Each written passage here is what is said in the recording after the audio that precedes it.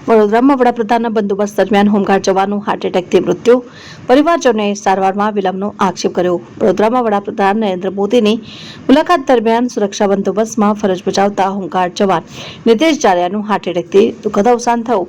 તેઓ કિશનવાડી વિસ્તારમાં ફરજ પર હતા ત્યારે અચાનક ઢળી પડ્યા બાદ તેમને સારવાર માટે સયાજી હોસ્પિટલ ખસેડવામાં આવ્યા, ત્યાં તેમનું મૃત્યુ નિપજ્યું। પરિવારજનોનો આક્ષેપ છે કે નજીકની હોસ્પિટલમાં લઈ ગયા હોત તો કદાચ જીવ બચી શકત। ઘટનાને પગલે પરિવારજનોમાં ભારે આક્રંદ જોવા મળ્યો હતો। આ ઉપરાંત વડાપ્રધાનના કાર્યક્રમ દરમિયાન બે મહિલાઓ બેભાન થતા તેમને પણ સયાજી હોસ્પિટલમાં સારવાર માટે દાખલ કરવામાં આવી છે।